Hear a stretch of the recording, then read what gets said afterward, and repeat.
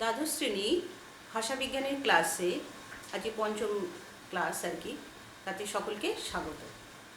গতদিন আমরা ফলিত ভাষাবিজ্ঞান সম্পর্কে আলোচনা করছিলাম।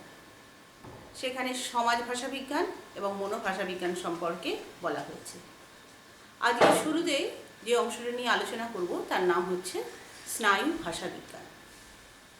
মনোভাষাবিজ্ঞান এবং স্নায়ু ভাষাবিজ্ঞান উভয় ক্ষেত্রেই মানব মস্তিষ্কের সম্পর্ক এবং ভাষা ব্যবহারগত সমস্যা নিয়ে আলোচনা করা হয়। যে শাখায় মানব শরীরের ভাষার প্রকৃতি ও গঠনগত অবস্থা নিয়ে আলোচনা করা হয় তাই হলো নিউরোলিঙ্গুইস্টিক্স বা স্নায়ু ভাষা বিজ্ঞান। অনেক সময় অসুস্থ বা ক্ষতিগ্রস্ত মস্তিষ্ক ঠিক মতন ভাষা প্রয়োগে করতে পারে না। তো ভাষা প্রয়োগের অক্ষমতা বা এই নিয়ে গবেষণা করতে গিয়ে মস্তিষ্কের যে দুর্বলতা সেটা নিয়ে স্নায়ুবিজ্ঞানীরা গবেষণা করেন বা আলোচনা করেন। সেই রকম যারা স্বাভাবিকভাবে ভাষা প্রয়োগ করে সেখানেও ভাষা ব্যবহারের প্রয়োগের যে পদ্ধতি সেটাও স্নায়ু বিজ্ঞান বা স্নায়ু নিয়ন্ত্রণ করে। এ ব্যাপারে মস্তিষ্কের ধূসর বস্তু এবং মস্তিষ্কের থ্যালামাস বেসাল গ্যাংলিয়া এই অঞ্চলটির বিশেষ ভূমিকা রয়েছে। মানব মস্তিষ্ক যে স্বাভাবিকভাবে ভাষার যে প্রয়োগ করে তা ব্যবহারিক স্নায়ুচিত্রণ বা ফাংশনাল নিউরো ইমেজিংয়ের মাধ্যমে ধরা হয় এবং সেইখান থেকে সেটা থেকে পরবর্তীকালে পজিশন ইমিশন টমোগ্রাফি বা পেট এবং ফাংশনাল ম্যাগনেটিক রেজোনেন্স ইমেজিং বা এফএমআরআই জাতীয় তন্ত্রের ব্যবহার করা চলছে এবং বর্তমানকালে এই বিষয়ে আরও অনেক গবেষণা করা হচ্ছে। আমরা সাধারণভাবে স্নায়ু ভাষাবিজ্ঞান সম্পর্কে একটু বুঝে নিই। আমরা এখানে একটা ছবি এঁকেছি। এখানে যে দুটো ডিম্বাকৃতি অংশ দেখা যাচ্ছে এটা মস্তিষ্কের দুটি গোলার্ধকে চিহ্নিত করছে। এই অংশটি হলো বাম গোলার্ধ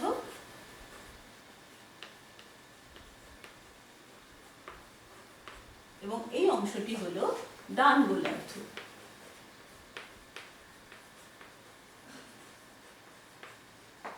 আমরা এখানে দেখতে পাচ্ছি বাম গোলার্ধে আছে বলা, লেখা, ভাষা পড়া, গণনা, বিশ্লেষণ এবং চিন্তা। আর ডান গোলার্ধে আছে সামগ্রিক বিকাশ, অভাষা প্রস্তুতি, প্রমন্থন। এখান থেকে আমরা বুঝতে পারছি যে নিউরোলিঙ্গুইস্টিক্স অর্থাৎ স্নায়ু ভাষা বিজ্ঞানের বড় ভূমিকা রয়েছে বাম গোলার্ধে। বাম গোলার্ধের স্বাভাবিক কাজকর্মই স্নায়ু ভাষা বিজ্ঞান সম্পর্কে স্বাভাবিক কাজকর্মের মাধ্যমে মানুষ ভাষাকে সঠিকভাবে প্রয়োগ করতে পারে।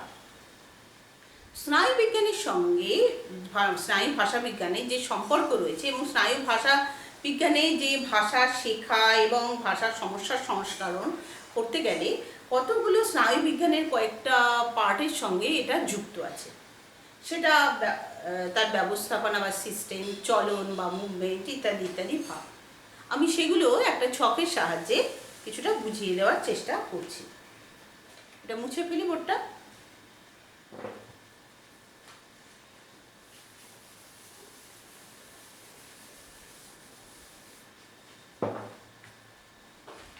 স্নায়ু বিজ্ঞান প্রথমে লিখলাম।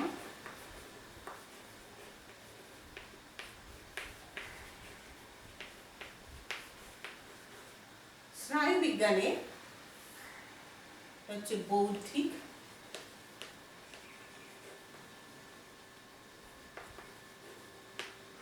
সোজা হচ্ছে ব্যবস্থাপনা,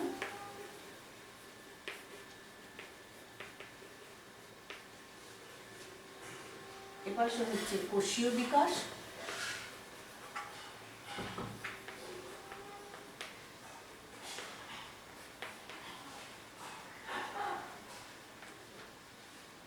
ইন্দ্রিয় গ্রাহ্যতা,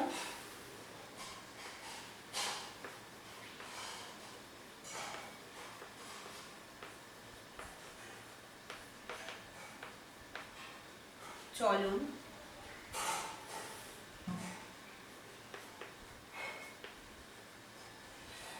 বোধ থেকে আবার কয়েকটা ভাগ আছে। আমাদের আলোচ্য বিষয় হচ্ছে স্নায়ু ভাষা বিজ্ঞান।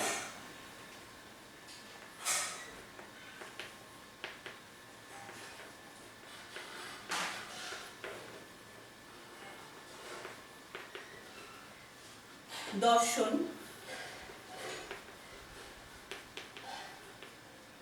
শ্রবণ,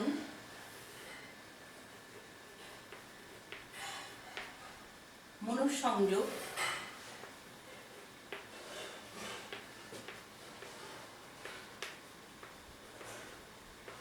এবং স্মৃতি। স্নায়ু ভাষা বিজ্ঞানে যে আলোচনা করা হয় যে দুটো দিক, সেটা হচ্ছে ভাষা শেখা ও প্রক্রিয়াকরণ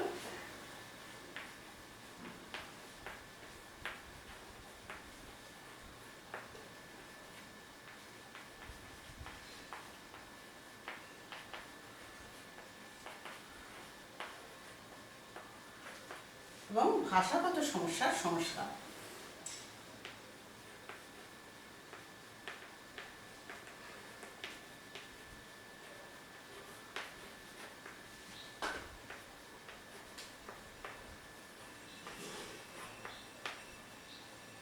তাহলে আমরা বুঝতে পারছি যে ভাষা শেখা, প্রক্রিয়াকরণ এবং ভাষাগত সমস্যার সংস্কার এটা সম্পূর্ণভাবে স্নায়ু বিজ্ঞানের অন্তর্গত এবং স্নায়ু বিজ্ঞানের অন্যান্য শাখাগুলোর সঙ্গে একটা সম্পর্ক রয়েছে।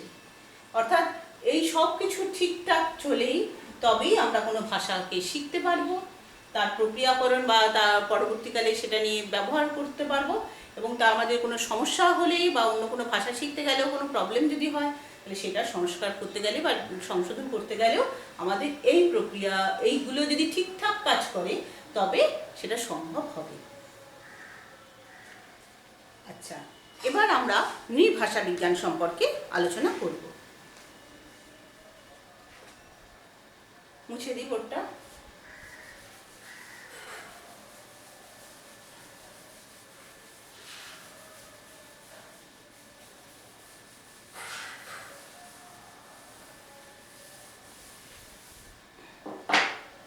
নৃভাষা বিজ্ঞান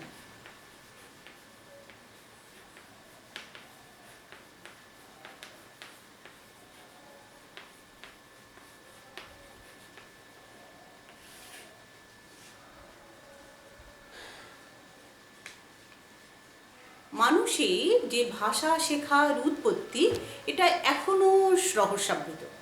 আমরা কিছু কিছু ধারণা করতে পারি কী কারণে মানুষ আস্তে আস্তে কথা বলতে শিখলো, কীভাবে তাদের কথার উৎপত্তি হলো, তারপরে সেই কথা থেকে কি করে ভাষার পর্যায়ে এলো, অর্থাৎ একটা সমাজের লোক সেই বাকযন্ত্রের সাহায্যে উচ্চারিত ধ্বনিগুলো সকলে বুঝতে পারলো বা প্রয়োগ করতে শিখলো। তো সেখানে কিছুটা রহস্য রয়েছে। তো এই যে ভাষা শেখার প্রক্রিয়া বা ভাষা সম্পর্কে জানা, এর উৎপত্তি এবং বিবর্তন যে ধাপে ধাপে পরপর ঘটেছে, এর মাধ্যমে আমরা নৃতত্ত্বেরও একটা দিক দেখতে পাই। কারণ নৃতত্ত্বের গবেষণা কি মানব জাতি কী করে ধীরে ধীরে উন্নতি পর্যায়ে গেছে। তো সেখানে নৃতত্ত্বে যেগুলো আমরা দেখতে পাই, ভাষা শেখার প্রক্রিয়ার গবেষণা করতে গেলেও নৃতত্ত্বকে সাহায্য নিতে হয়, যেমন নৃতত্ত্বের জ্ঞানও ভাষা শেখার প্রক্রিয়ার মাধ্যমে বৃদ্ধি পায়। যেমন ধরো আমরা দেখতে পাই যে ইংরাজি শব্দের তুলনায় বাংলা শব্দের মধ্যে পারিবারিক সম্পর্কের বিষয়গুলো, পারিবারিক সম্পর্কের যে নামগুলো বেশি আছে। তাতে আমরা এটা বুঝতে পারি যে ইংরেজি ভাষার তুলনায় বাংলা ভাষীদের পারিবারিক সম্পর্কের গুরুত্বটা বেশি। একই সঙ্গে আদিবাসী যে সমস্ত ভাষাগুলো রয়েছে, উপজাতির যে ভাষাগুলো, সেগুলো এখন অনেক সময় হারিয়ে যেতে বসেছে। তো যদি নৃভাষা বিজ্ঞানের মাধ্যমে এই ভাষাগুলোর তথ্য সংগ্রহ এবং তাদের বিশ্লেষণ করা হয়, তাহলে সেই আদিবাসী সংস্কৃতি সম্পর্কে অনেক কিছু জানা যাবে, যেটা কিনা নৃতত্ত্বকেই সাহায্য করবে। এছাড়া কিছু ভাষা আছে লিপিবিহীন ভাষা, লিপিবিহীন ভাষা যেগুলো, সেখানেও তথ্য সংগ্রহ এবং বিশ্লেষণের মাধ্যমেই নৃতত্ত্ব এবং সেই যে লিপিবিহীন ভাষী যে মানব সমাজ, সেই সমাজ সম্পর্কে গবেষণা করা সম্ভব হবে। এর পরের অংশে আসছি আমরা শৈলী বিজ্ঞান সম্পর্কে। এবার এটা মুছে দিন, যেহেতু এই অংশটা আমাদের আলোচনা হয়ে গেছে।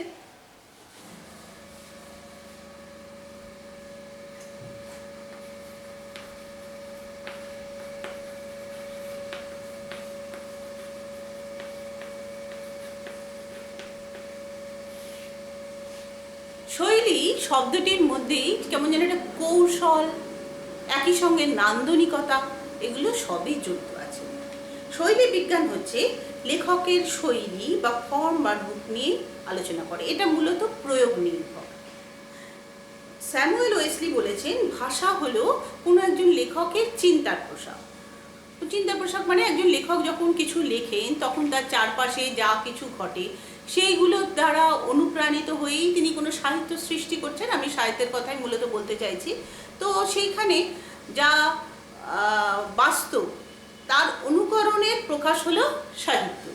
তো সেই সাহিত্য যখন প্রকাশ করতে যাচ্ছেন, লেখকের চিন্তা ভাবনা আরও তার প্রতিফলন ঘটছে। পুরোপুরি বাস্তবটা তো সরাসরি তুলে দিলে সাহিত্য হয় না।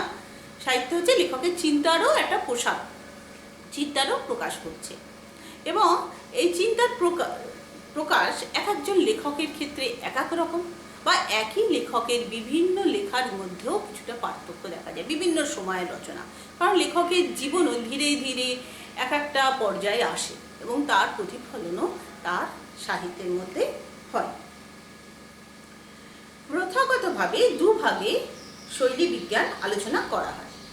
একটা হচ্ছে ইভালুয়েটিভ আর একটা হচ্ছে ডেসক্রিপটিভ। ইভালুয়েটিভ হচ্ছে মূল্যায়ন ভিত্তিক, আর ডেসক্রিপটিভ হচ্ছে বর্ণনামূলক। তা হচ্ছে দুভাগে ভাগ হচ্ছে, একটা হচ্ছে ইভালুয়েটিভ আর একটা হচ্ছে ডেসক্রিপটিভ। ইভালুয়েটিভ মানে হচ্ছে মূল্যায়ন ভিত্তিক,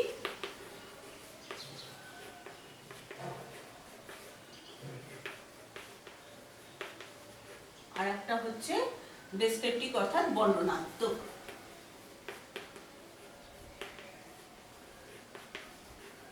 ইভালুয়েটিভ কি আলোচনা করা হয়? যেমন ধরো, বঙ্কিমচন্দ্র চট্টোপাধ্যায়ের শৈলী এবং রবীন্দ্রনাথ ঠাকুরের শৈলী, দুজনের মধ্যে পার্থক্য রয়েছে। এটা হচ্ছে ইভালুয়েটিভ বা মূল্যায়ন ভিত্তিতে আলাদা করা হয়। ডেসক্রিপটিভে কি বলা হচ্ছে? ডেসক্রিপটিভে ধরো রবীন্দ্রনাথের দুটো উপন্যাসকে নেওয়া হলো, চোখের বালি এবং শেষের কবিতা। চোখের বালি এবং শেষের কবিতা দুটো লেখার শৈলী একটু আলাদা। আমরা সমরেশ বসুর বিটি রোডের ধারে নিতে পারি এবং সাম্যও নিতে পারি। উভয়ের মধ্যেও আমরা দেখব শৈলী পার্থক্য রয়েছে। এটাই হচ্ছে ডেসক্রিপটিভ বিজ্ঞানে, ডেসক্রিপটিভ ডেসক্রিপটিভ শৈলী বিজ্ঞানের অন্তর্গত। ফার্দিনান্দ সোসুর ভাষার উপাদান এবং সম্পর্কের ভিত্তিতে, অর্থাৎ ধ্বনি, রূপ, এই সব কিছুর ভিত্তিতে তিনি বলেছেন লাংয়ের কথা, সেটাও শৈলী বিজ্ঞানের মধ্যে। আমাদের এবারে 2020 সালে শৈলী বিজ্ঞান সংক্রান্ত প্রশ্ন এসে গেছে, তবুও আমরা এটা কিছুটা পড়ে রাখবো, কারণ এটা আমাদের ভাষা বিজ্ঞানকে জানতে বুঝতে সাহায্য করবে, বিশেষ করে ছোট প্রশ্নের জন্য বটে। এরপরে আসছি আমরা তারপরে যে অর্থাৎ সংযোগমূলক একটা শাখা অভিধান বিজ্ঞান সম্পর্কে। আমরা প্রত্যেকেই আশা করি অভিধান বা ডিকশনারি দেখতে জানি। আমরা সেই সম্পর্কে এবার আলোচনা করব। এটা মুছে দিই।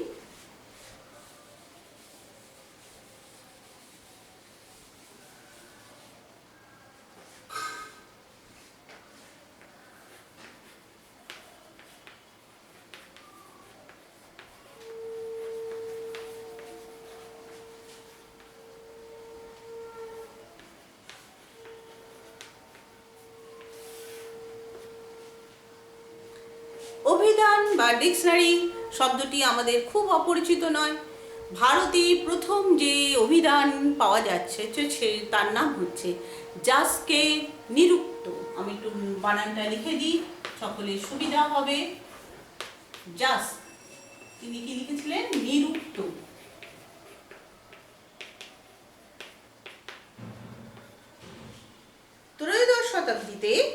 ত্রয়োদশ শতকে আর কি জন গার্ল্যান্ড ডিকশনারিজ এই শব্দটা ব্যবহার করেছেন। আর 1538 সালে ডিকশনারি শব্দটি ব্যবহার করেছেন স্যার টমাস এলিয়ট তার ল্যাটিন এবং ইংরাজি ভাষার অভিধান সম্পর্কে আলোচনায়। এখানে অভিধানে আধুনিক অভিধানের গঠনে মানে অভিধান যেহেতু ধ্বনি এবং অর্থের সংযোগ স্থাপন করে, তাই ভাষাবিজ্ঞানে অভিধানের যথেষ্ট গুরুত্ব রয়েছে সংযোগমূলক ক্ষেত্রে। এবং আধুনিক ডিকশনারি অর্থাৎ অভিধান সম্পর্কে 3টে জিনিস দেখা হয়। 1 হচ্ছে গঠনগত, 2 হচ্ছে অন্বয়গত এবং 3 হচ্ছে বাগার্থগত। বাগার্থগত সবটাই বেশি গুরুত্বপূর্ণ। তো অভিধান কি ধরনের হতে পারে প্রথমে আমি বলে দিই। অভিধানের যে আধুনিক যে 3টে ভাগ হয়, 1 হচ্ছে গঠনগত, 2 হচ্ছে অন্বয়গত, 3 হচ্ছে বাগার্থগত। গঠনগত আধুনিক অভিধান, উন্নত অভিধান বলতে যেটা বোঝায়।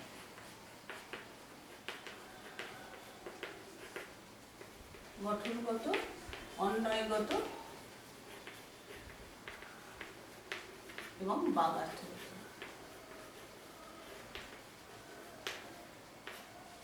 বাগার্থগত।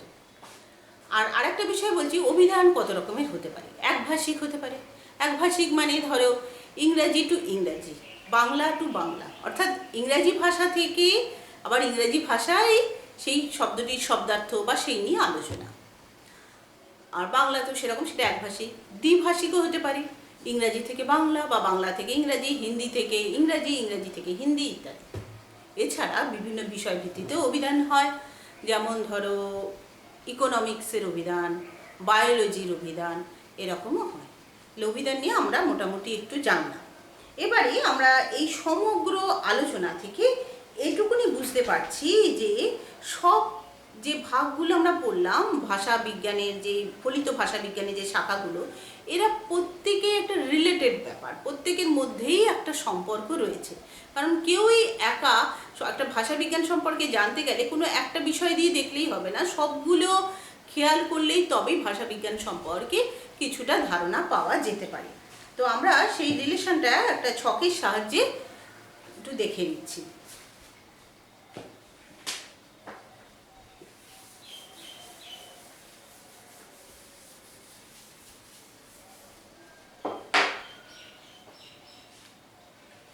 ভাষা মাঝখানে লিখলাম, ধ্বনি, শব্দ, বাক্য, অর্থ ইত্যাদি। আমি সবার প্রথম দিন ভাষা বিজ্ঞানে যখন ওই ভাগগুলো পড়াচ্ছিলাম, তখন আমি বলেছিলাম ভাষা প্রধান ভাষা, সেই সম্পর্কে যেগুলো আলোচনা হয় আমরা সেটাকে মাঝখানে রাখলাম। এই ভাষা বিষয়ক নানা তত্ত্ব,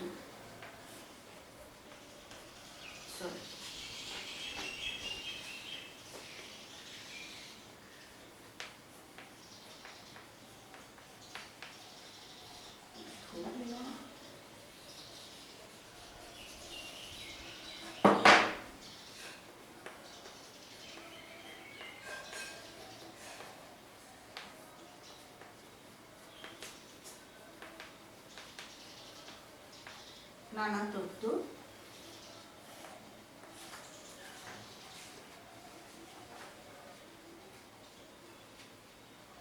আর এই পাশে আসছে ফলিত ভাষা বিজ্ঞান।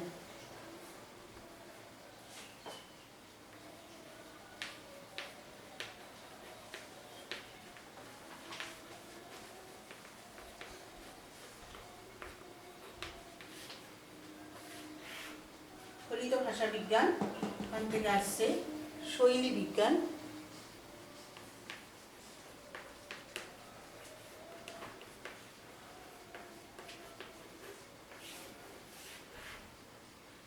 শৈলী বিজ্ঞান, এবং শৈলী বিজ্ঞান আসছে ভাষা ও সমাজ থেকে আসছে, সেটা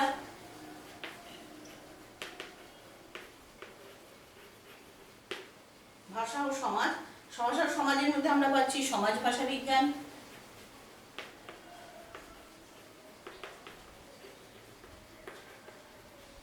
নৃভাষা বিজ্ঞান,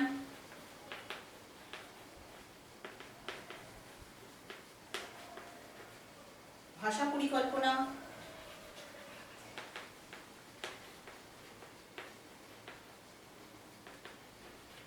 ভাষার পরিবর্তন,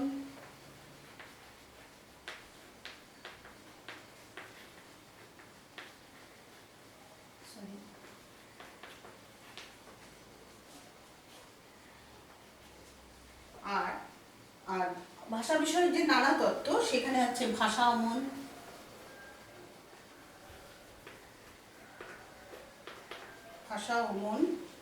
বুনো ভাষা বিজ্ঞান,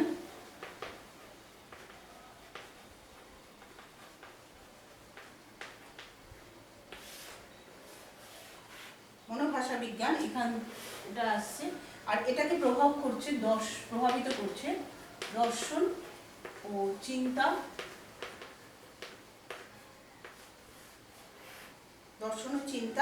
আর ভাষার এক্ষেত্রেও মনোভাষা বিজ্ঞান এখানে হচ্ছে। আর শৈলী বিজ্ঞানে মনোভাষা বিজ্ঞানও কিছুটা সাহায্য করছে। আর এই নিয়েই সম্পূর্ণ হচ্ছে ভাষার ইতিহাস, ভাষার বিবর্তন, ভাষা বিজ্ঞান সম্পর্কে আমাদের গবেষণা বা সব কিছু। আজকে এই অবধি থাকে, সম্পূর্ণ হলো।